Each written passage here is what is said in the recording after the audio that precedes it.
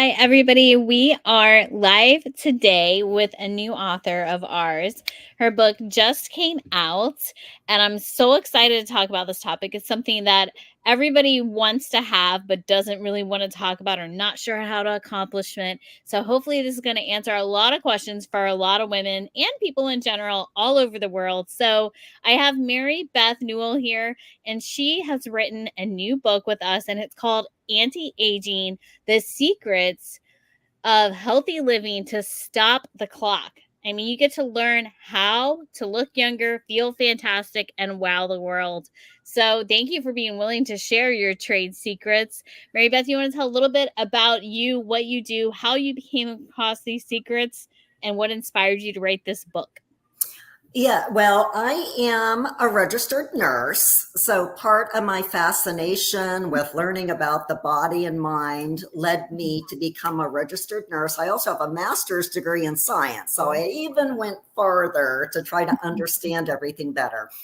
And I was inspired by other ladies. I am a lot older than what I look. And I really feel good. And I don't use any fillers or injectables or plastic surgery. So it's all natural. And like I said, other ladies, when they found out how old I was, a lot of times I would get, what are you doing? Right. Like, tell us, please. Tell us what we're doing. And so when I would tell them repeatedly, people would say, you should write a book. So that's what inspired me to write the book. I love it. And I love the fact that here you get to get information. The readers get to get information from somebody who's really done the research, who loves to do the research, who wants to make sure that these are real medical facts, but, natural ways to do it. Because that's really the question a lot of times. I know myself, I'm not really up for fillers or fake stuff being injected into my body. So I don't even consider those modalities, but I would like to know a better way to just feel better, right? And feel healthier and do it a natural way. So I'm excited to get the book to learn your trade secrets. But I love the fact that, it's, of course, women are going to gravitate to this book, but it's not just for women. I mean, this is really about feeling better, living healthier, looking better on the outside, but really about feeling better on the inside too. Absolutely. So what are some takeaways that you hope people gain from reading this book? Well, I divided it up into about 5 different headings. So there's exercise, nutrition, skincare, hair and makeup, and something I call self-care. So just as you were mentioning, Heather, you want to look good on the outside, but you also need to feel good on the inside. Yeah. And then I broke it into like little topics within all of those major categories. And I tried to make it fun, like you're talking to your best friend. And I have incorporated scientific facts I do from the National Institutes of Health, the Journal of Medicine, the CDC, any other accredited organizations. And I give you fun facts so that you understand why you might want to do something or why you might not want to do something. And then because I do work full time as well as an author, and who doesn't have a busy lifestyle? And sometimes you read things and you say, oh, that sounds good. I don't know how I'm going to fit that into my life. Exactly. Yes. So giving you tips on how you can fit it into your life. Oh, I love that.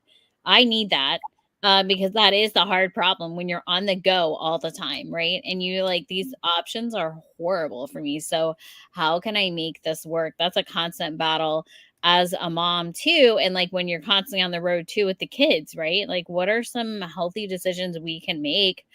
Because we all get tired of making those bad decisions, right?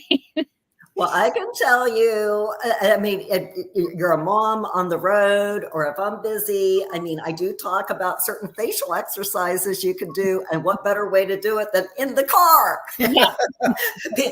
People might be looking at you saying, what is that lady doing? But you're doing a 2-for-1. You're getting your exercises in, your facial exercises as you're driving. No, there. I love it. Multitasking in a Yeah. safe way, but making it all happen. These are great tips.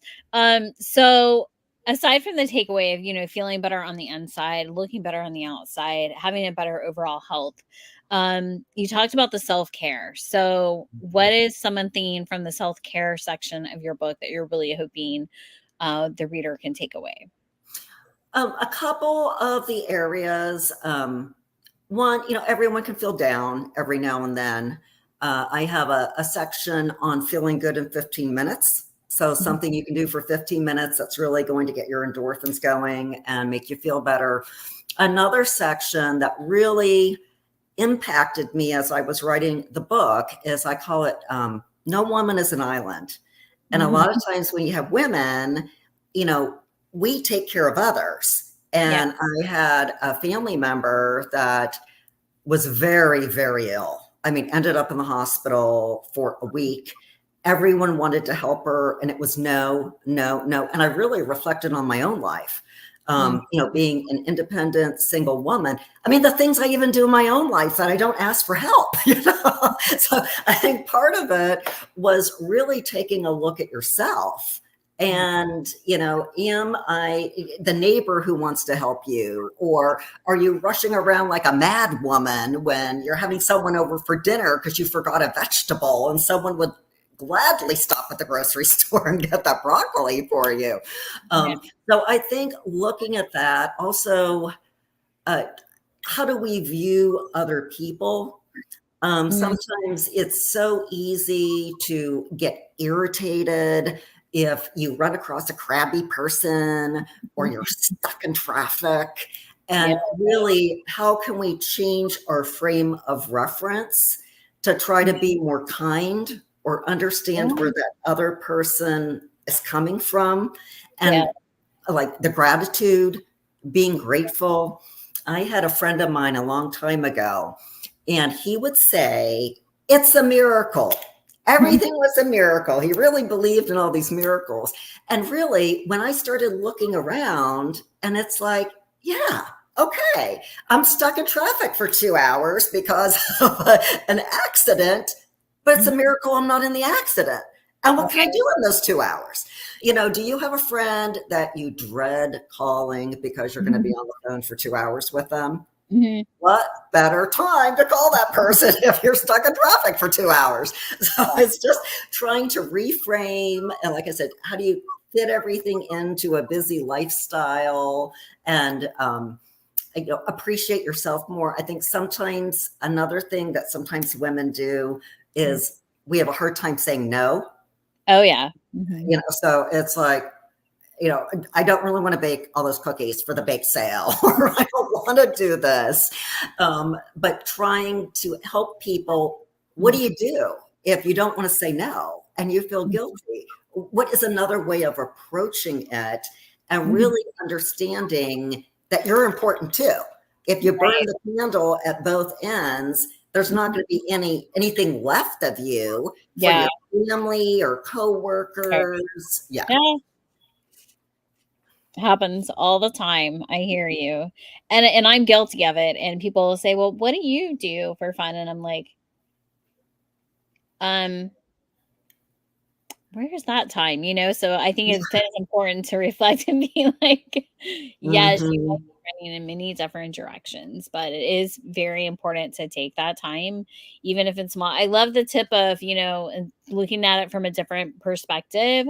I too have a friend who's like, every time you're like, "Oh, hey, how are you doing?" And he's always like, "Fantastic." And I'm just like, and it was this running joke for a while, and then he's like, "No, Heather, like, why don't you just say fantastic?" Like, really, when people ask you, "Oh, hey, how are you doing?" Most of the time they don't even really wanna know. It's just something we're used to saying. So Mhm. instead of complaining or letting them know how you're truly feeling or letting them know what's going on, why not say, "Fantastic. How was your day?" And, let them have that moment to vent or, catch them off guard or, just have a different perspective. So I think sometimes the remembering that the reaction we may want to get from other people comes from how we're using that time, initiating that conversation, the perspective we're looking at. So I love that tip of, okay, it's a miracle I wasn't in the accident. What can I do with those 2 hours, like, other than sit here and be frustrated? The other thing that, and sometimes I really have to think myself, like if you run into a crabby salesperson, or you were flying and you're getting a rental car and the agent is in a crabby mood. Instead, I think most people's initial reaction is to be a little crabby back, but trying to take a step back and think, I don't know what's going on with this person. Yeah. They could have had a fight with someone, something else could be going on. They might not even realize how crabby they're being. It's just step back and, instead of getting defensive with them, saying, it seems like you're having a bad day. I hope it gets better. And you can change that person's whole day knowing that somebody cares about them instead of reacting. Yeah, great tip. It's very true. And it changes your demeanor because now you've served in a way, right? Versus wrestling yourself all up and getting all upset about it. And now your whole day is messed up because somebody cut them off in traffic, or their boss was being, a pain, or something else happened that had really nothing to do with you.